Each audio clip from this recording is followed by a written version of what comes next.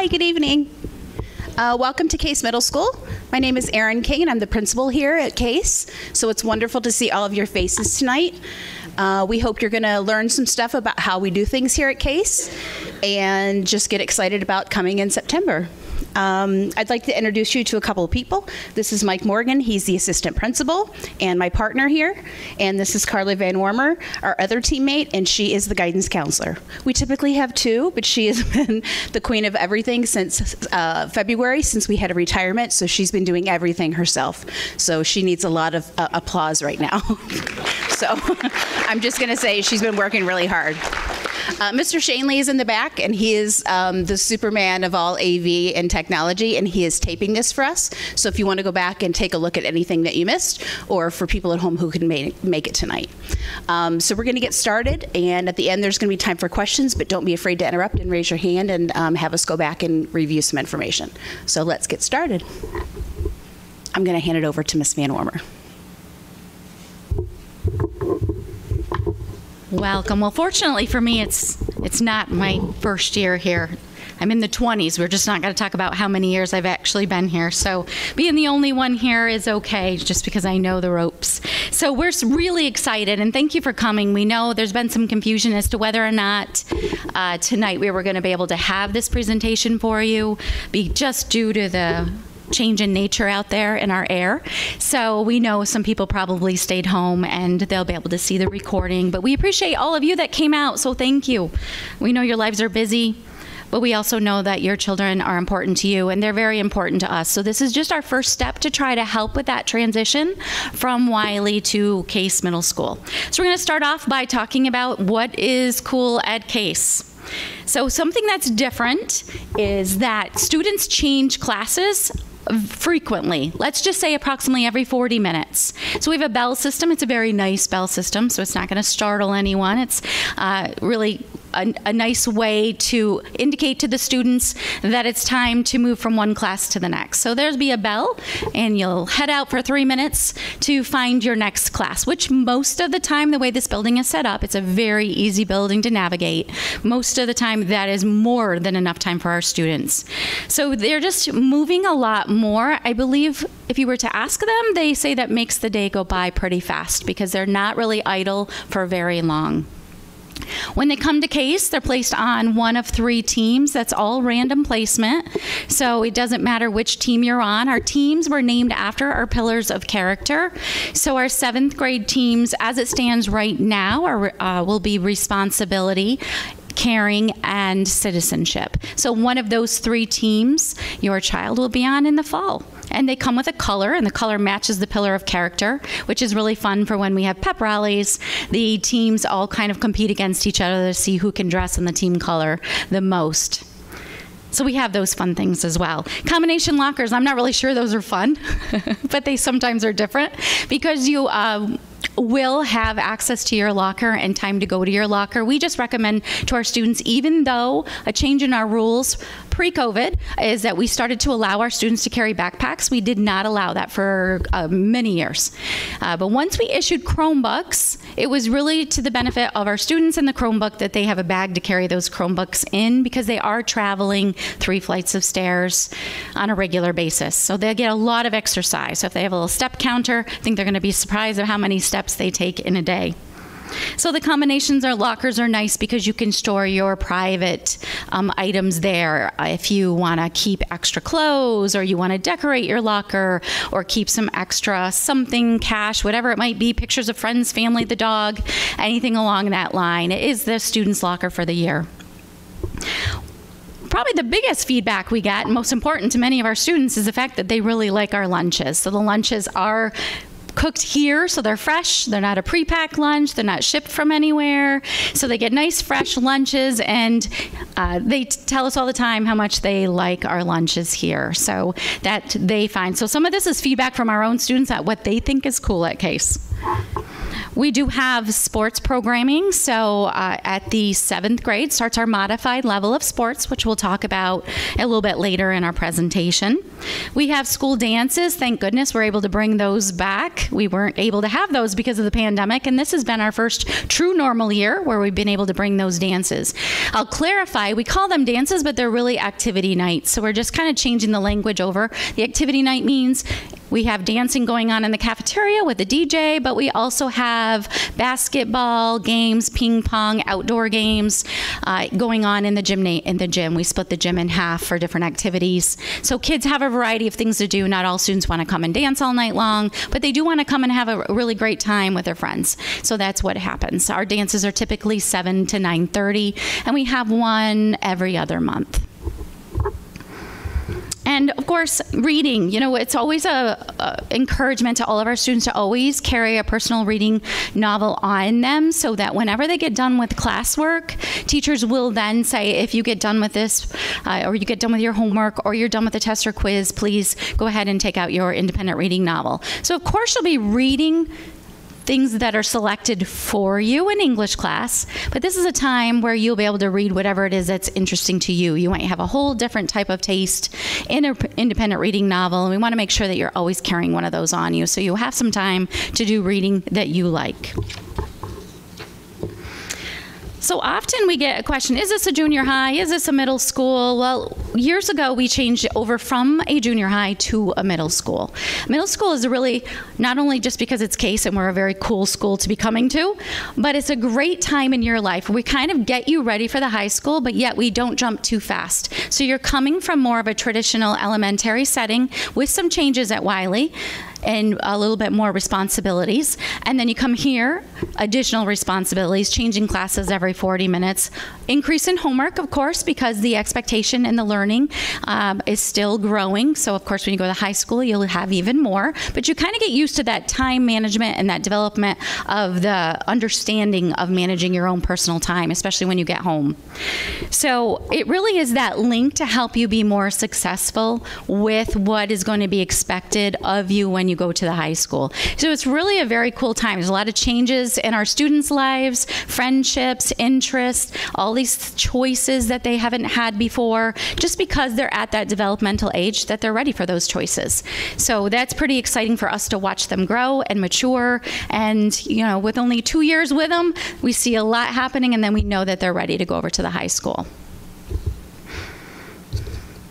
And I think something to focus on too is, because they're going to be intermixing with so many different students, we have 630 students in our middle school this year, and that's a lot of opportunity to meet a lot of new faces and new friends. So I think one of the big skill that they have outside of the math, English, science, and social studies is that social skill of making friendships and also letting friendships go. I think we see that a lot, and they'll continue, as you know, as adults. You even see that into adulthood, but I think it takes place a lot here because so many paths are created here at the middle school based on interests and involvement, whether it's sports, clubs, the academic end of things, and we really support our students a lot with that development of their social skills and their ability to relate with other students, but also developing relationships with, let's just say, 9 to 11 different adults. So it's student development of relationships, but their ability to talk with us and not to be afraid to have good conversations with the adults. And there's going to be many of them in their lives. So just to clarify, this probably isn't all that new as far as grading, and not always the most exciting part of the presentation. Grading, we have 4 marking periods. So you get a formal report card every 10 weeks that will give you a numerical grade for all of your subjects, so everything is numerical. We also have 4 report card periods that will give you an indication of how your child is doing, and it gives the student an indication on how they're doing at the midpoint in a marking period. So 5 weeks in, these will get mailed home to you to look over, and if you have concerns at that point, you always know, well, we're only at the halfway point, so if we need to continue working harder to get to maybe a preset goal, then we have time to do that. If we're right on track, then you can look at that and know that everything is going well. And if you have concerns, you can reach out to us so that we can support that concern and help your family and your child that's here reach whatever goals you and they have set for themselves. So that's nice. Everything is mailed home. You will also be able to see those grades on your parent portal. So if you haven't already set up a parent portal account through School Tool, we'll definitely at orientation and at open house in the fall, we'll have that paperwork readily available so that you can have that account. That's really what gets you the grades. It's a little bit different, well, a lot different, I guess I should say, the Parent Square. Okay, so that's a parent portal through School Tools. We have 2 semesters, but right now, the way that things are going right now things can always change. So please be flexible with us, as we have to be flexible with the ever-evolving changing of education, is we really don't have a lot of kids changing classes at the semesters anymore.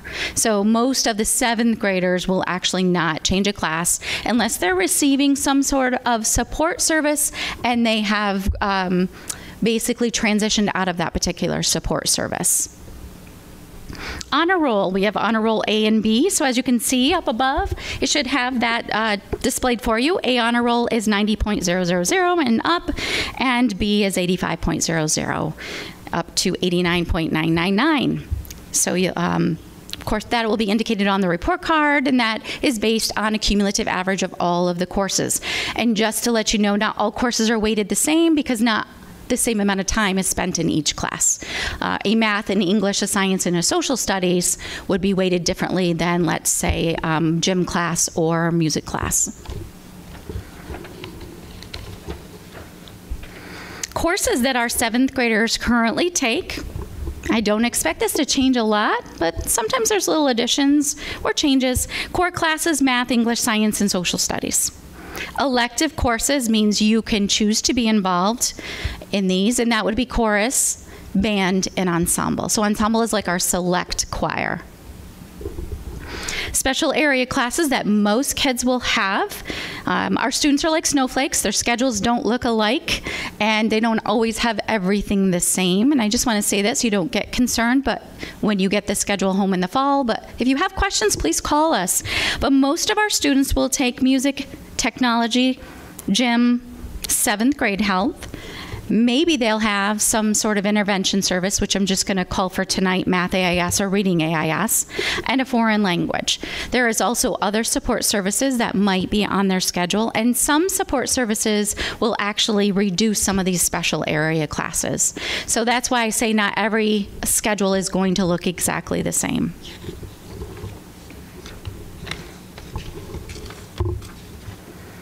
All right, sample schedule. In the fall, you'll get, at orientation, hopefully, you'll get a copy of your schedule. Schedules are probably the most confusing part of transitioning into a middle school and at Case Middle School, just because kids have to learn how to read it. And that's why we spend time on the very first day of school going over how to read your schedule, how to understand it. But this is kind of basically what it'll look like. They're going to start off in the morning with some form of a homeroom. It might not be called homeroom. Sometimes we get really creative. But it's basically a time for attendance and announcements. And then they'll move on throughout the day to 9 different periods. 8 of them likely, or even 7 or 8 of them likely to be instructional, because one of them is going to be lunch, probably their favorite. So you can see above, that just sort of lays it out a little bit. Classes, if you look, room numbers, our room numbers correspond with the floor that the classroom is on. So students that have a class on the first floor, it's typically either written out like gymnasium or cafe for cafeteria, or it's a 100 level classroom. If it's on the second floor, it would be 200 level classroom, and we have a third floor, and that will be 300 level classroom. But don't worry, we'll take a lot of time at the beginning of the year, and we also give not just orientation where the kids can come in and walk through the building based on their schedule, but in the very first day, teachers give a tour with their homeroom group around the building also. All right, the fun stuff. Extracurricular activities. So again, I mentioned students can participate in band, and that list will come over from Wiley. So if you're in band now, we'll get a list of band students and we'll sign you up for band. Chorus and ensemble, that is usually determined at Wiley as well by the chorus teacher. If there's any questions about that in the fall, let us know. Clubs that have traditionally been running, and every year it changes a little bit based on what teachers we have. So when new teachers come in, they might start a whole different club that you don't see on this list. So know that this may not be all that's offered. But we have a SAD club here. It's a SAD chapter. That's Students Against Destructive Decisions. That's probably one of our most active clubs here. They put on a lot of really fun events. 2 of our school dances are sponsored by SAD.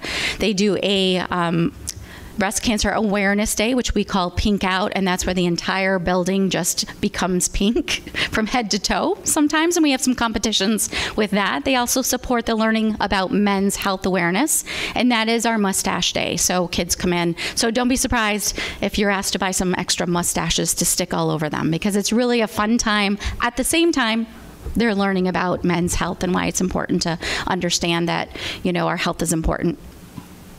So other ones you can see up above: student council, musicals, yearbook, because we do produce our own yearbook. National Junior Honor Society, which those inductions take place in the late spring. As a matter of fact, we're getting ready for that next week.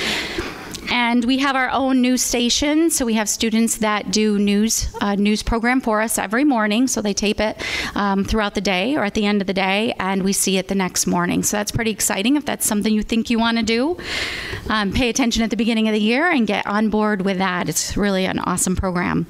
GSA club, art club, and then over on the other side is a long list of sports. So in the fall, we have soccer and football and cross country. Some swimming, depending on, some swimming will be either in the fall or in the winter. Lacrosse, baseball, softball is our spring sports. Volleyball, basketball, wrestling are winter sports. Track and field is a spring sport, and then we have some very skilled young individuals that sometimes will be able to be on the varsity golf or varsity tennis teams. So those are just some of the fun stuff coming your way.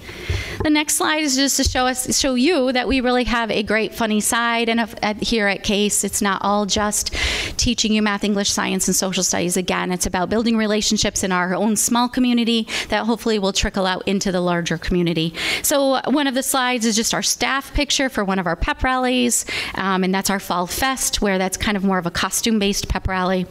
Underneath that, we took kids to rope courses over the past few years, Oswegatchie and Wabasso. I always call it Wasabi. Wabasso, Camp Wabasso. And then over on the other side is just a couple of our individuals from last year's boat dance. And you can see we were blessed with a rainbow during the boat dance. It's a beautiful time. We're getting ready for that, hopefully on Friday. And then just a picture from our Pink Out, just to show you just some activities and fun stuff that we're having here at CASE. PBIS is not something new to our students coming from Wiley, because Wiley has PBIS as well. So you'll see some probably posters that are somewhat familiar with expectations. If you aren't aware, PBIS stands for Positive Behavior Interventions and Supports. That's where we have a team of adults that are always looking for ways to reward our students when they are doing positive things. A lot of attention can be given to the opposite, and we really have, over the past several years in our district, really wanted to develop great programs for kids that are doing great things. So you can just see one of our posters. It just basically, our 3 expectations of our PBIS program here at CASE are a little bit different from Wiley. They are to be ready, to be responsible, and to be respectful. So all of our areas have these posters, and we teach these at the very beginning of the year, and we'll reteach them throughout the year if needed.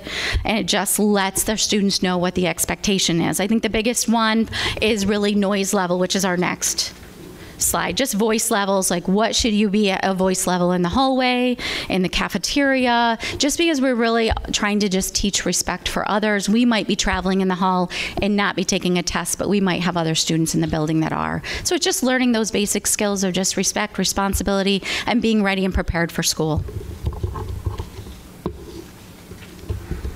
Support services, some important people for you to know in case you need something from us. Some support for you, for your child. Of course, you already were introduced to our amazing administration, Mrs. King and Mr. Morgan. For counseling, well, for now, it's going to be me. But we know we're going to get another amazing person in here to work with me.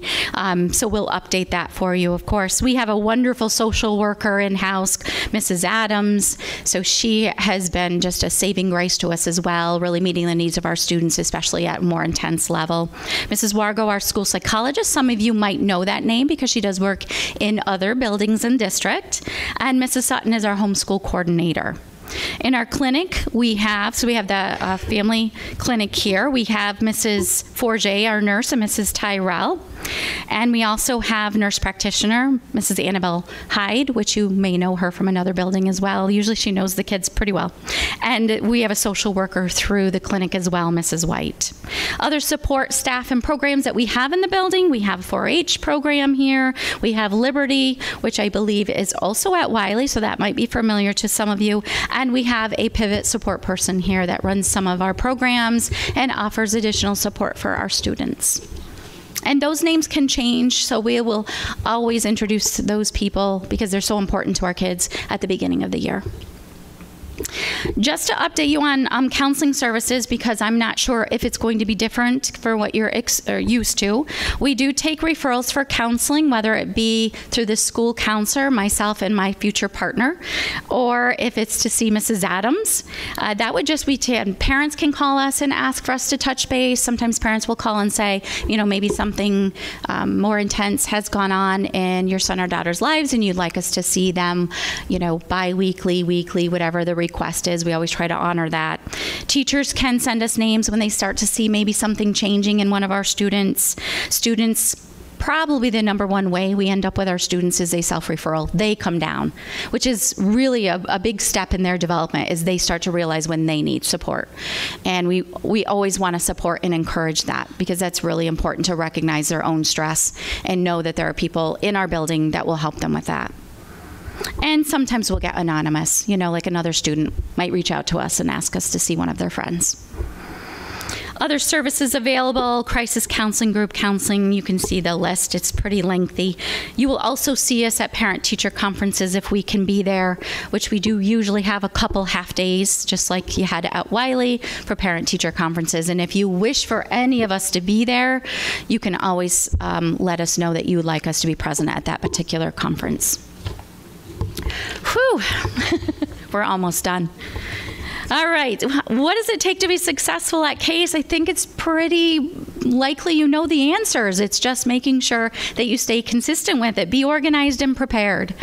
You know, being prepared means you have the correct writing utensils, you have your Chromebook charged, you've done your homework. Being organized means you know where that homework is. You didn't just do it and it's not sitting somewhere, but that you have yourself organized. And that will help a lot. If we're not organized as adults, we forget things too. We're all human like that.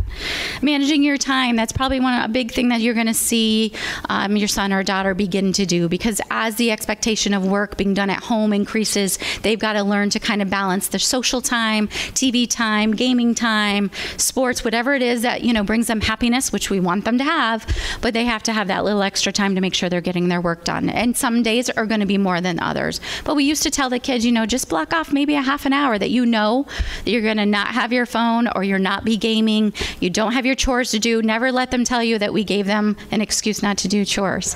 All right, they can work with that. Study smart, you know, really just take the time to really study what you need to do. And if you need help, our teachers are here to help. It's just about asking for that help. Pay attention in the classroom. It's easy to be distracted. There's a lot going on in all of our minds. So we have to really train our brains to stay focused in a classroom and not be entertained by other noises or looking out the window. And believe me, that's not easy. It's not easy for any of us. So we work with our kids on training ourselves to be more focused in the classroom. Taking good notes when needed, asking questions for clarification. If you're not knowing or understanding what was just taught to you, I'm willing to bet there's somebody else in that class that doesn't know it either. Go ahead and ask the question. Your teachers are not going to be upset if you ask questions. And that goes for mom and dad, grandparents and guardians as well. If you don't understand something we're doing here and you have a question for us, reach out to us so we can help you. And just following basic directions. That's really all it takes to be successful. I'm just going to add, we have really made a big push for just developing kindness and compassion for each other here as well. and just honoring each other and understanding that we're going to make mistakes along the way, all of us, and we just need to provide ourselves with a little bit of grace and know that we're going to be okay and we'll get through whatever the situation is. But communication is really going to be the key to all of our success, whether you're a parent or guardian, whether you're teachers, administration, counselors, students. We work together as a team here. So just please never forget that it's never us against you, it's never you against us. We work together. That's our small community to make sure that everybody is successful and happy. All right. Okay, thank you. Anybody have any questions? Are you going to bring back advanced classes? For 7th grade? Yeah. Not for 7th grade, but we are offering opportunities for enrichment during an intervention block. Great question. Anybody else have any other questions? And the foreign language, do they get to choose the foreign language, or? Depending on what we're available to offer every year, the choices are typically French and Spanish. Right now, we don't 100% know what's going to be able to be available next year. Sometimes that's dependent on what we have for our teaching staff. And so that is actually one of the things we're finalizing right now. Because normally by now we would have reached out to Wiley and had the kids select if there was 2 options. Thank you. Great question. For conferences, like in elementary, the first one is almost always required or requested to meet them. Is that how it is in case, or is it that if the parent wants it, or if the teachers think it's warranted, and that's how it is, or is it something that everyone does come in with their Wonderful question. I think the middle school operates very differently because you have 4 teachers for every student. And usually there's a block that I think we can fit in typically maybe 9 conferences on that day. So each team has about 100 students. So typically what happens is they will reach out first for students that they have concerns with, because they want to make sure that we can get with that family for a plan to help their son or daughter if they're struggling academically. Sometimes there's room for parents requesting in, but you're right in the sense that there are no required conferences, and we really, with the amount of kids that each team is able to see during a conference day, sometimes the conferences don't just happen on that half day, and we'll set up a different time for you. Yeah, I was going to say, at any time you want a conference, you just request that and we just set up time with your team. Yeah, we have this beautiful thing called team planning that's going to happen probably every other day, a couple times a week, and we can use that time to bring families in for a conference that we couldn't fit in during the parent-teacher conference day, or let's just say maybe things at that time there was nothing to be concerned about. If something develops later, then you would just call the office and we'll get with the team and they'll reach out to you with a time and a date that hopefully will work for you. Great questions. Yes?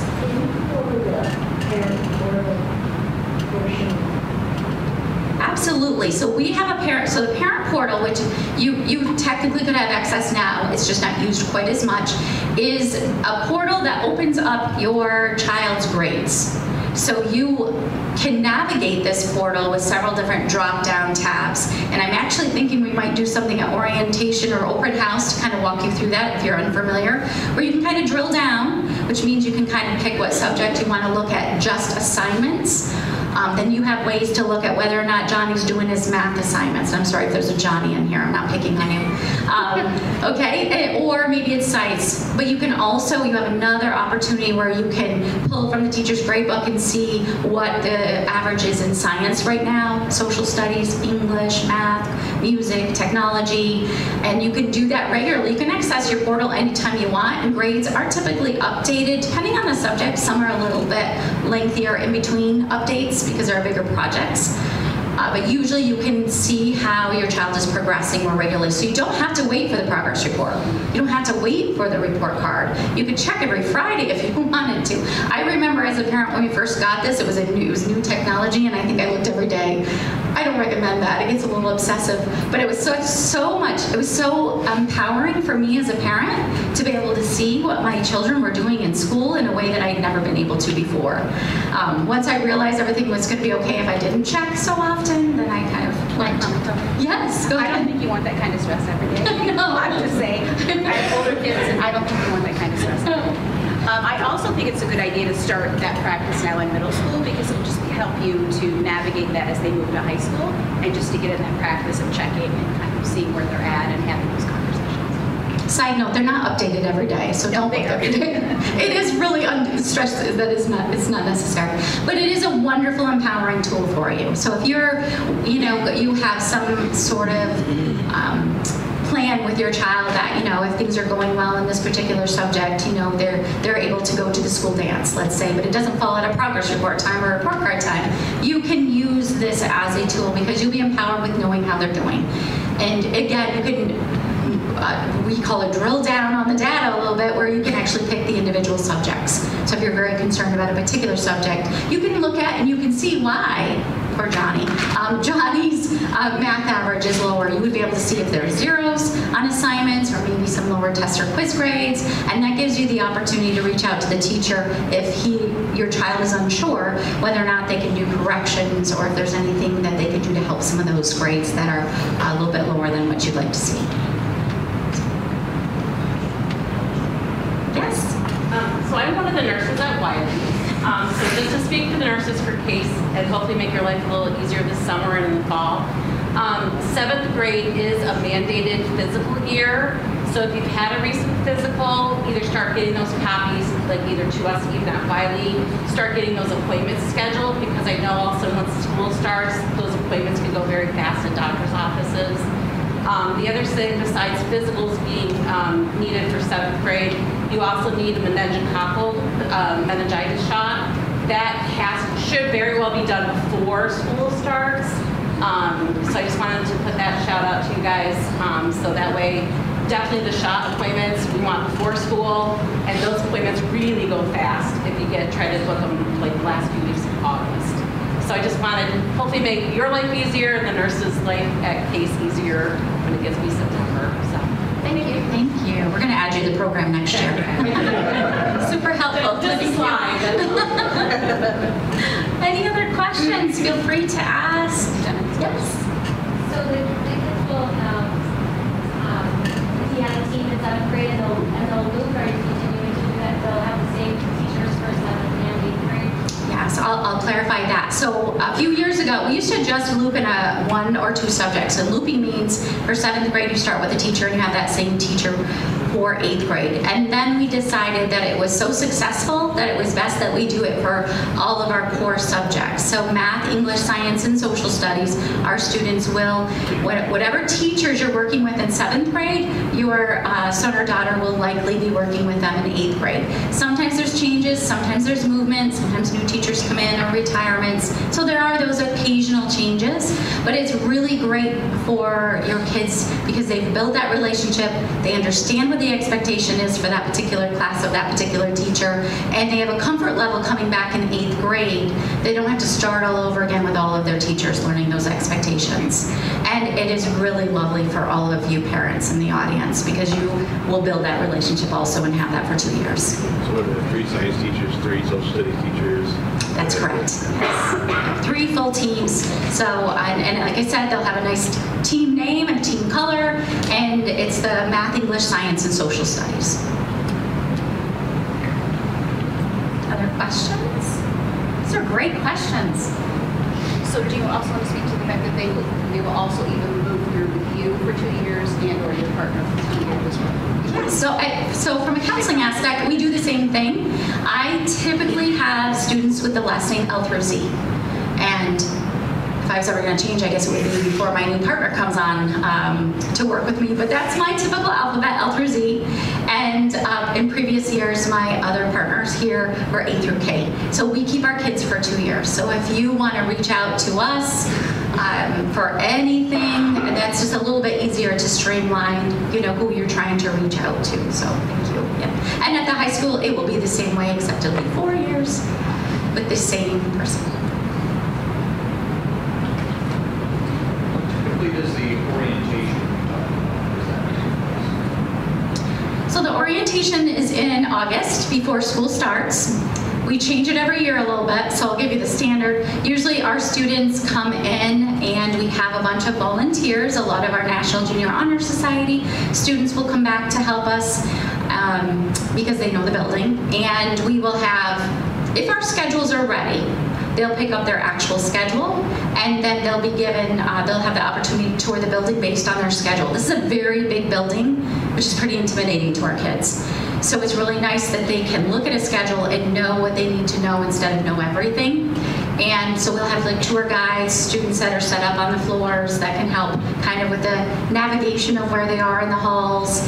And if our schedules aren't ready to go out, for years we never gave out our schedules because you could see it's really, it can be a little confusing for them to read it. We would just give out the homeroom because all they needed to do is find their homeroom. So I'm not sure exactly what we're going to decide on for orientation, but it does give them the opportunity, and if they just get a homeroom number, then they get a sample schedule that still is matching to what this is the English, still be the same English classroom, just maybe not the period. So it'd be like a sample that they would be able to navigate and just kind of learn, like I am team caring, this is where my team caring math class is, science class, social studies, English, and then those other extra sprinkling of courses. And it kind of reduces a lot of our students' stress in trying to figure this building out. I know how I felt the first time I had to walk through it, so it's a large one, but it really is very easy to get through this building. It's like if you envision 3 hallways straight, then just picture them on kind of an arched frame with a little S curve at the end. And the numbers are all consecutive. We have evens on one side, odds on the other, and you just walk down the hall. There's really no left-hand turns or right-hand turns that some buildings have. So once they get it, they're pretty good. It usually takes a few days, but. are homerooms 2 years to them, I guess? Homerooms are, at this time, homerooms are not 2 years. And maybe they will be, but right now they're not. Sometimes their homeroom is not their English, math, science, or social studies teacher. It could be a foreign language teacher, it could be a academic intervention teacher, gym teacher, technology. So orientation and open house are 2 different entities, right? 2 different activities. Yes. And I know it's a little bit out, are they still planning on staggering the open house like they did last year? Yeah. Okay. Yeah, we try to do them at different times because people have kids in different buildings, so we don't have the same times about that in the buildings. As you're experiencing last year's where they had all of the open houses on the same night. Same night, and as an educator, it's not possible to get Sure. Yeah. And also, what are the exact hours? Because I know it's a big shift from the library. That's a great question. That is a great question. Our doors open at 7 for walkers. Buses are usually here at 7:10, and first bell starts at 7. And then kids get out at 2:25. So our time schedule is the same as high school. Yes. And our hours are the same as the high school because we share busing. Kids who are bused share busing with the high school. And the breakfast time change. Breakfast starts at 7:10 and goes until like 7:25. We have 3 lunch periods. We didn't mention that. We have 3 lunch periods. Oh, another question. If schedules aren't finished at that time, will they at least have their lockers? Do cracks or lockers during those days? That is a really great question, and I'll explain. Really only 1 year did we ever hand out schedules. We always just did the homeroom. The lockers were not given out at that time because we spend time on the very first day of school. In the, we have like block of time where our students stay with their first period, which is their homeroom teacher. That homeroom teacher takes them out. Their lockers are located near that person's classroom, and they spend time with their students, everyone practicing lockers. So it's part of the first day, opening day for students. If we hand out the schedules, and sometimes it's not about are they complete, it's like, do we think this is what's best for our kids? And I think that's always a question we're always throwing around. How can we make the transition the easiest? That they're not too overwhelmed. Yeah. If they get a printed schedule, it will have the locker on it. Okay, because I know that, I mean, I graduated high school in 2008, so it's been a while, but I know when I made the case, we practiced our lockers during one of those days. For the 2 years, because we'll have the same teachers, will they have the same lockers? They have not had the same lockers for the 2 years so far. We will have an orientation if the lockers are not printed, if they're not picking up their schedule, they're just picking up their homeroom. We have sample lockers that are all set up so kids can kind of learn their combination, the sample locker combination. But regardless of how that's done, they always have time on the very first day of school to play around and learn their combination and how to use their locker. And we always give, a lot of grace in the first few days of school, having them navigate the building, helping with lockers, just, they're not going to get in trouble if they're late for class, or there's always people around helping them find where they need to be, or just giving them extra assistance. Any other questions? You guys have been great. Yes? Is there a policy in regards to electronic usage prior to the system? Sure, I'll take that one. So there's no cell phone use, on paper what the rule is, there's no cell phone use in the classrooms, hallways, etc., except at lunch, or at breakfast too for that matter. However, some teachers have, I guess for lack of a better term, their own rules within their four walls. So if a teacher wants to allow it for a project, or they're done with their lesson for the day and they allow their kids to be on it, that's completely fine. What we ask is that kids put it away by the time they enter the hallway, because that's a no technology zone. Main answer is no cell phones, but it might be allowed in certain classrooms, but definitely breakfast and definitely lunch. I will say that Dr. Spiegel, our new superintendent, is currently reviewing our code of conduct in its entirety, and is having meetings with all different stakeholders. So some of our code of conduct may change between now and when school starts, and that might involve the cell phone policy here in Case. Previous to the pandemic, we did not allow any cell phone use unless students used their reward system, which is called Case Cash here. That's part of the PBIS program. Students get Case Cash when they are caught doing great things. So we do fun things, like we call them floods throughout the day. We'll reward kids. Everyone that was, came to class on time with their homework done gets Case Cash. Kids build up this Case Cash, and they used to use that as an incentive to buy out during lunch. So they would pay, I'm just going to do a fake number here, but they would pay $5 maybe to use their cell phone or something like that during lunch. So there's always the possibility that that's going to be built back into our reward system, but it's never been that kids can walk through the halls with cell phones in hand. We can't see them, we shouldn't hear them, and there will be consequences if they're caught with their cell phone out when they're not technically allowed. I think that makes sense because we're really trying to mold them into good, positive students, but also in the world of the workforce, most jobs don't want them having their cell phones out either. So I think we're just trying to teach them good practice. So currently, the consequence for having a cell phone out the first time is a student has to turn it into the office and they can pick it up at the end of the day. Any subsequent offense against the code of conduct for phones is a parent has to pick it up at that point. And I'll add, I'm sorry, go ahead. Go ahead. Oh, I was going to add real quick. You told me to go ahead. No, I know, sorry. We're still new together. So I'll be honest, so I got here in December, and we had some kids that were kind of on the third and the fourth offense for phones. And I either, through conversation with parents, either had them leave it at home for a period of time, or had students turn it in the morning and pick it up at the end of the day, because it just was kind of happening on a regular basis. So kind of worked the situation out with parents, whatever worked best for them, instead of the student kind of repeating that. So good.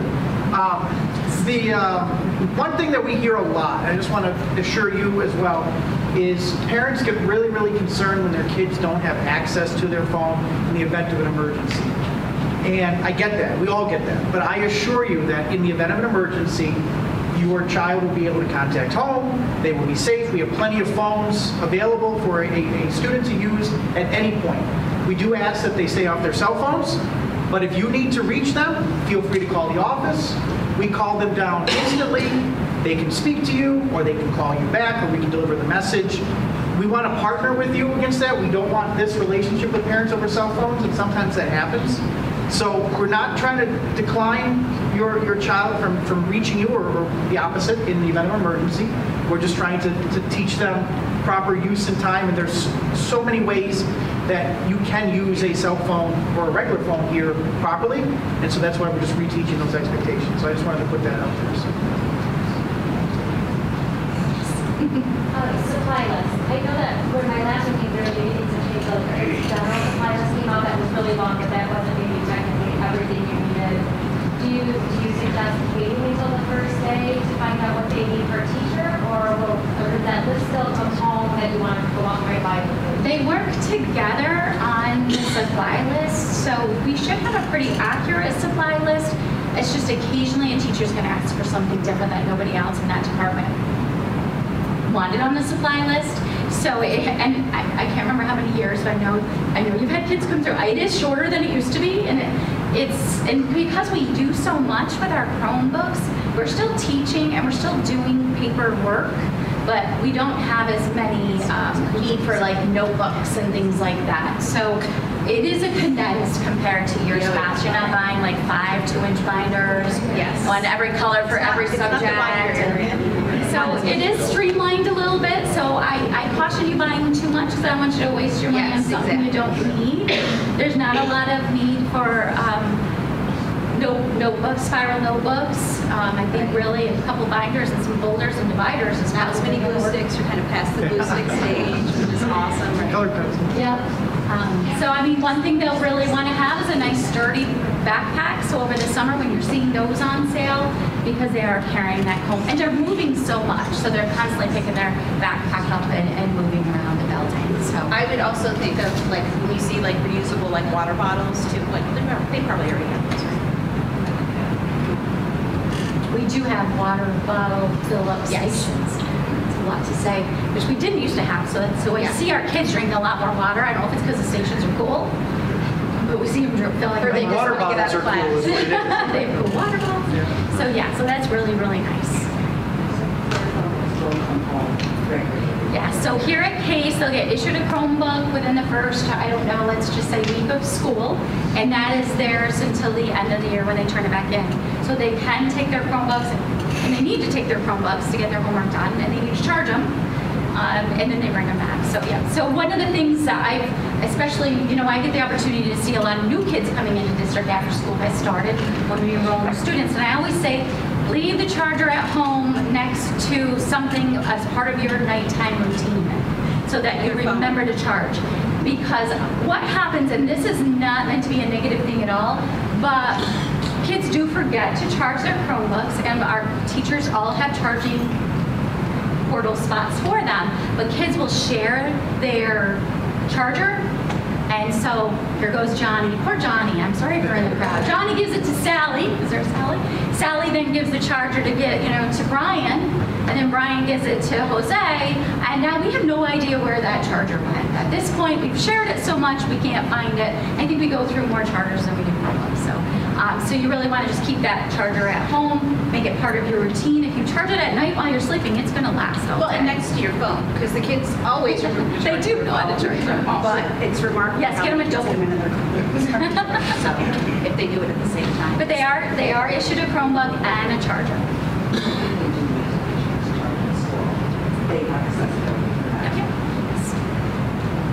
Yes, they do. They have the opportunity to charge in every single classroom if they are running low on their charge or for some reason they did forget.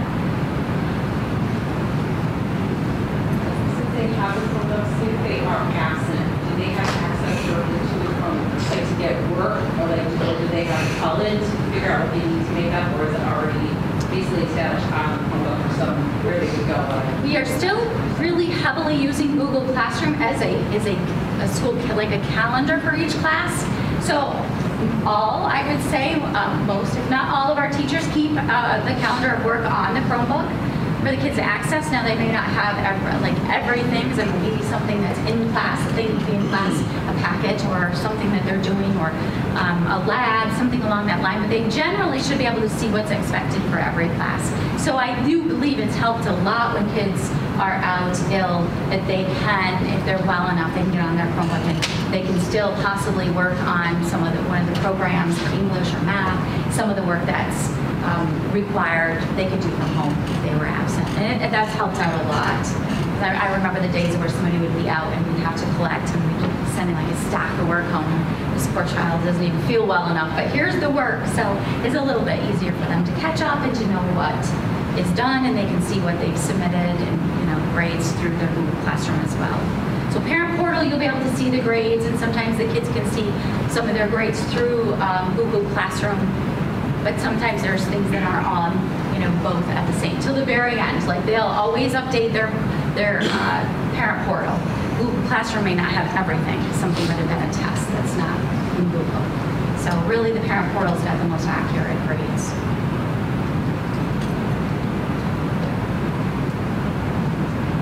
Any other questions? Yeah. Are the homerooms by alphabetical, or is it just by random within those 3 groups that are divided? That's another great question. So our homerooms are typically set up by team. So it's a 4 core team teachers plus a sprinkling of other special area teachers. So it could be the 4 core teachers and maybe a gym teacher and the music teacher on this particular team. Could be a Spanish teacher and a tech teacher on this team. So random. So they're not done alphabetically. They are done by team. More of a random placement. As is all of the classes are basically randomized through our computer system. Some cool things to think about. We're getting ready for 8th grade boat dance. So when you become 8th graders, you guys fundraise. So I'm going to encourage you, when you start at Case Middle School as a 7th grader, do the fundraising, because it's what brings you the great things that are happening. So our 8th graders are hopefully going on a boat dance on Friday. Provided that the air quality is good. And we also are taking them next Friday to Water Safari for the day. And then the following week, the classes are sponsoring what's called a Class Fun Day. And they have purchased great big inflatable things to go in our front yard area, and it's our final day of school, and they'll get to pick different activities. We've got flag football, we've got soccer games going, we've got arts and crafts, and really cool stuff. And we really want to support the activities that raise those funds. So we'll do, I believe, about 3 to 4 fundraisers each year. Pep rally on the 21st. Yes, so more fun things on those half days. So kids get to throw a pie in, hopefully, Mr. Morgan's face. Last they think. And that's 7th and 8th, so as 7th graders, we get those pep rallies. Yeah. So we've got some really great things coming up. We're very excited to end the year in such excitement, but we're also kind of sad because we're saying goodbye to our 8th graders. But I won't get into that. So. Other questions? Well, thank you so much, everybody. On our behalf, we're so happy to even have the turnout that we have. We know it's been a little crazy out there with the air, and we know you're very busy, and I know there was some confusion as to whether or not we were going to be able to have this tonight. So you all made arrangements to be here, and we're very thankful. If you have other questions, you can reach out to us at any point in time, email, phone calls. I don't think you can access us right now through Parent Square, but there's another great tool for you when in the fall. You can, it's like a text message right to us or right to the teachers. All of our emails are on the website. Super easy. So please continue to communicate with us. This is the time that we all need each other the most. These are big transition years with a lot of changes happening. So the more that we can work together, the more successful we can all be. Thank you. All right, thanks so much.